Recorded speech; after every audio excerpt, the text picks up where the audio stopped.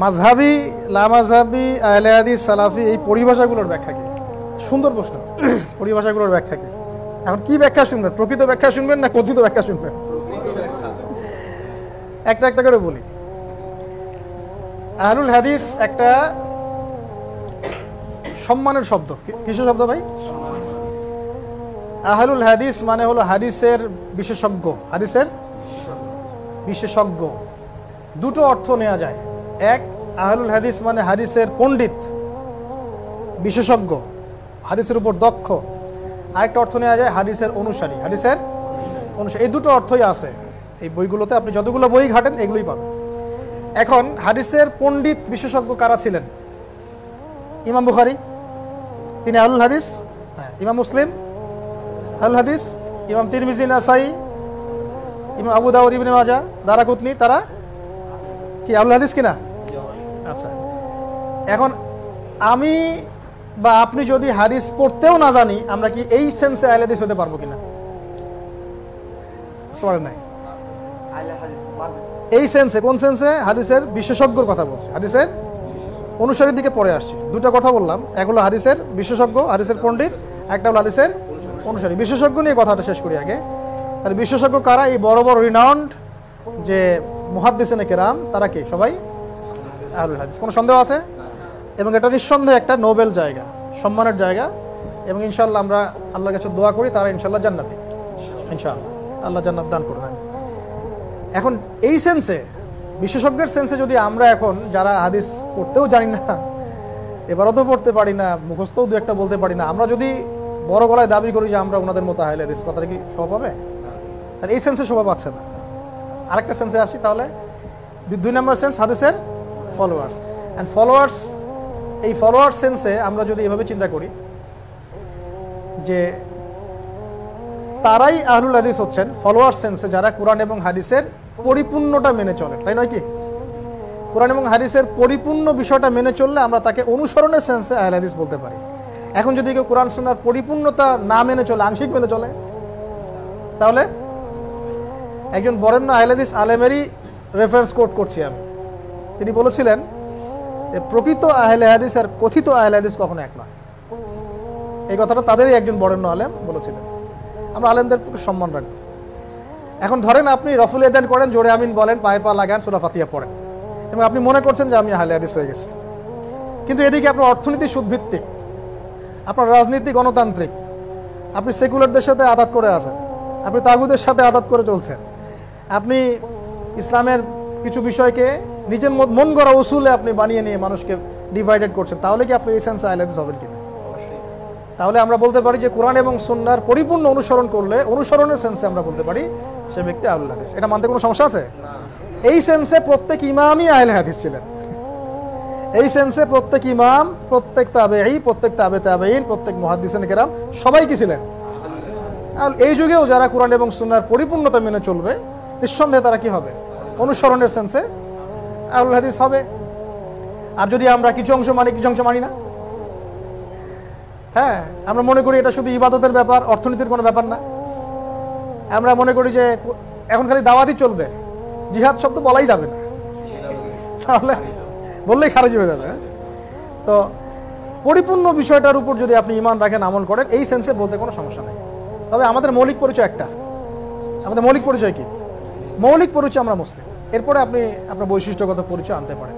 তাহলে আমরা এখান থেকে বুঝলাম যে এই শব্দটা একটা নোবেল জিনিস, নোবেল একটা সাবজেক্ট। মুহাদ্দিসিনে কেরাম এই সেন্সে ইমামগণ, তাবেঈন, তাবে তাবেঈন, তারা সবাই, সলফে সালিহিন সবাই কি ছিলেন? আহলুল হাদিসই ছিলেন। আর এখন আমরা যারা নামকা ওয়াস্তে এগুলো যা ট্যাগ লাগাচ্ছি, লেভেল দিচ্ছি, আমি একটা দলের ফর্ম পূরণ করেছি, ব্যাস আহলে হাদিস হয়ে গেছে। বিষয়টা এমন, আমি একটা আহলে হাদিস সংগঠনে যোগ দিয়েছি, নাম লিখেছি, ব্যাস আহলে হাদিস হয়ে গেছে নাকি? রফুল এদান আগে নামাজ পড়তাম এখানে, এখন পড়তেছি এখানে, ব্যাস আমি আহলে হাদিস হয়ে গেছি। আগে আমি রফুল এদান করতাম না, এখন করি, মানে আমি আহলে হাদিস হয়ে গেছি। ব্যাপারটা কেমন? এটা একটা মূর্খতার ব্যাখ্যা। কিসের ব্যাখ্যা? নিঃসন্দেহে মূর্খতা।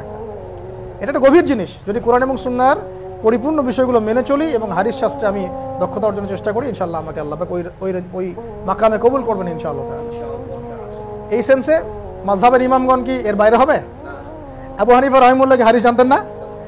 ইমাম শাফিঈ রাহিমাহুল্লাহ তারা কি হাদিসের পণ্ডিত ছিলেন না? ইমাম আহমেদ বিন হাম্বল রাহিমাহুল্লাহ তিনি হাদিসের পণ্ডিত ছিলেন না? ইমাম মালিক তিনি হাদিসের পণ্ডিত ছিলেন না? এই ইমামগণ হাদিসের পণ্ডিতও ছিলেন, অনুসারীও ছিলেন নাকি? তারা কি আহলে হাদিস ছিলেন না? আমরা যদি বলি আমি আহলে হাদিস, তুমি যে হানাফি মাযহাব, আমরা আলাদা করে ফেললাম এখন। তাহলে আবু হানিফা রাহিমাহুল্লাহও তো আহলে হাদিসই ছিলেন। আমরা ওনাকে বলি যে আহলুর রায়, আর ওই সময় সব হাদিস তো একসাথে ছিল না, অনেক সময় ইস্তিহাদ করতে হতো। এখন চলতে পথে যদি আপনি কোনো আমল পান যে আমলটা কোরআন সুন্নাহর মধ্যে নাই কিন্তু সমাজে চলছে, তাহলে আপনি ওইটা বাদ দিয়ে কোরআন সুন্নাহটা ফলো করবেন, বেশক এটাই করবেন।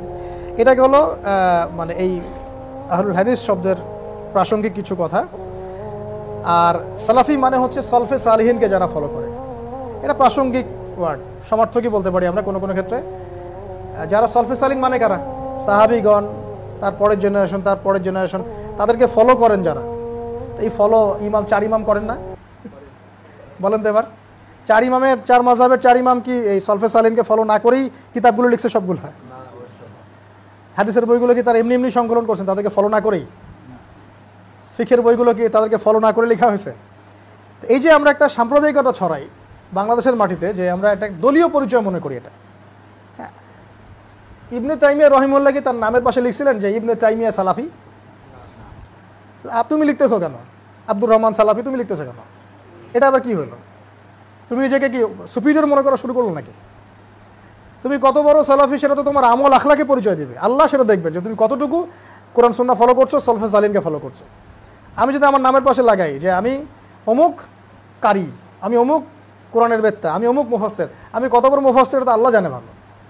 আপনি লকব দিলেন কেন? ওই লোক, এটা তো সমাজটা বিভক্ত হলো। আবার মসজিদের ভাগ করে একটা টাইটেল দিয়ে দিলেন যে আহলে হাদিস জামে মসজিদ দিলেন না, মানে কি এখানে মুহাদ্দিসরা নামাজ পড়ে, অন্য কেউ সাধারণ মানুষ পড়ে না? ব্যাপারটা এমন নাকি এখানে শুধু কোরআন সুন্নাহর অনুসারী 100% অনুসারীরা নামাজ পড়ে, আর বাকি যারা পড়ে না এরা কোরআন সুন্নাহর 100% অনুসারী না? মানে মাযহাব যারা মেনে চলছে এরা কোরআন সুন্নাহ 100% মানে না, আমি 100% মানি, এটা প্রমাণ করতে চাচ্ছেন? এটা প্রমাণ করতে চাচ্ছেন? তাহলে তো এটা দাম্ভিকতা হলো। মসজিদ কি সবার জন্য না খাস কিছু মানুষের জন্য? আমরা আমাদের দেশে একটা চরম সংকট দেখি, সেটা হলো আমরা এটাকে কেন্দ্র করে দলীয়করণ শুরু করছি। আর দলীয়করণ সলফে সালিন কেউ করেন নাই, বরং এক ইমাম আরেক ইমামের পা ধুয়ে দেওয়ার চেষ্টা করতেন। হ্যাঁ, এক ইমাম আরেক ইমামকে এমন সম্মান করতেন, কপালে চুমু খেতেন, পায়ে চুমু খেতেন। আর আমরা এখন কি করি বলেন তো? এই নামগুলো দিয়ে দল ক্রিয়েট করার পরেও কি এটা একটা ঐক্যবদ্ধ প্ল্যাটফর্ম হিসেবে আছে? না, এখানেও অনেকগুলো দল হয়ে গেছে, আর কত হবে? তাহলে এটা কি সহি হলো? নেক্সট সুরতে ধোকা খেয়েছেন, নেক্সট সুরতে ধোকা খেয়েছেন। আল্লাহ পাক বোঝার তৌফিক দান করতে হবে। সালাফি একটা ভালো জিনিস, এটা হলো সলফে সালিহিনদের অনুসরণ করা। এটা অনুসরণ না করে তো ইসলাম ফলো করতে পারবেন না।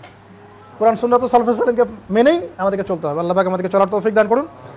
আর লা মাযহাবি পরিভাষাটা এটা অন্য জিনিস, এটা হচ্ছে সে কোনো মাযহাবই মানে না, মানে হচ্ছে মানে আমি কোরআন সুন্নাহ নিজে মানি, আমার কোনো ভাইয়ের দরকার নাই, এর কোনো প্রকারভেদ নাই, এটা পুরোই বাতিল। এর কোনো প্রকারভেদের দরকার নাই, এটা পুরোটাই বাতিল। কারণ আপনি কাউকে ফলো না করে তো কোরআন সুন্নাহ মানতে পারবেন না। এই যে মনে করে এক ভাই, কথা তার নাম আব্দুল্লাহ, এই ভাই বেচারা এখন কোরআনের তর্জমা, তাফসীর, হাদিস কিছুই জানে না। এখন ও মনে করেন যে এগুলো পড়তে জানে না, লিখতে জানে না, এখন ও মাসলা মাসাল ঘাটাঘাটি করতে পারে না। তো ও কী করবে এখন? ও নিঃসন্দেহে ওর এলাকার বা ওর দেশের বা ওর যেটা ওর কাছাকাছি আছে, ও যেটা সুযোগ পাচ্ছে, সে আলেমকে গিয়ে তো জিজ্ঞাসা করবে, হুজুর আমাকে একটু এটার ফতোয়াটা দেন, এটা কীভাবে কী কোরআন সুন্নাহ থেকে ঘেটে আমাকে দেন। তো হুজুর এখন কোরআন সুন্নাহ ঘেটে তাকে একটা ফতোয়া দিবে, ওটা তো তাকে ফলো করতে হচ্ছে। এই জিনিসটাই তো মাযহাব। এটা ফলো না করলে তো আপনি সরাসরি কোরআন সুন্নাহ মানতে পারবেন না। আমরা এই জিনিসগুলো দুনিয়াবী ক্ষেত্রে বুঝি। আপনি ডক্টর হতে চাচ্ছেন, স্যারদের বইগুলো না পড়ে, প্র্যাকটিস না করে, আপনি যে ক্লাসিক্যাল বইগুলো শেষ না করে, প্র্যাকটিক্যাল না করে, ইন্টার্ন পিরিয়ড না করে আপনি কি ডক্টর হতে পারবেন? সরাসরি এখন যদি কাউসার ভাইরে বলি, ভাই আপনি এই মেডিকেল সায়েন্সের বইগুলো পড়ে কোনো ইনস্টিটিউশনে ভর্তি হন না, বাসায় জাস্ট বইগুলো পড়েন, আপনি একদম সরাসরি ডক্টর হয়ে যান, ওনার কাছে রুগী যাবে? ভাই বলেন যাবে? নিঃসন্দেহে একটা প্রসেস আছে। উনি ভর্তি হবেন, পড়াশোনা করবেন, টিচারদের শরণাপন্ন হবেন, তারা তাকে বিষয়গুলো বোঝাবে, যেটা উনি বুঝবেন না টিচারকে জিজ্ঞাসা করবেন, টিচার সেটা সলিউশন দিবেন, এটা তিনি মেনে নেবেন। আবার আমরা যখন তার কাছে পেশেন্ট হিসেবে যাব, আমরা কি গিয়ে বলবো যে ভাই কোন কোন রোগের কি কি টেস্ট দিয়েছেন, দলিল দেন আমাকে। এখন ভাই আমাকে আপনি ইসিজি কেন করতে দিয়েছেন, আমাকে দলিল দেন, আমার কোন জায়গায় সমস্যা আমাকে খুঁজে বের করে দলিল দিয়ে দেখান। দলিল যদি সে দেয় আমি কি বুঝবো? আর মেডিকেল সায়েন্সের জিনিসটা তো আমি পড়িই নাই, আমি বুঝবো কেমন করে?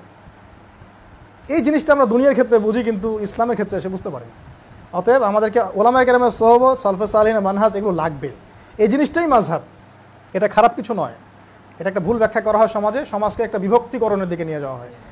আল্লাহ পাক আমাদেরকে এই ফিতনা থেকে হেফাজত করুন, আমিন।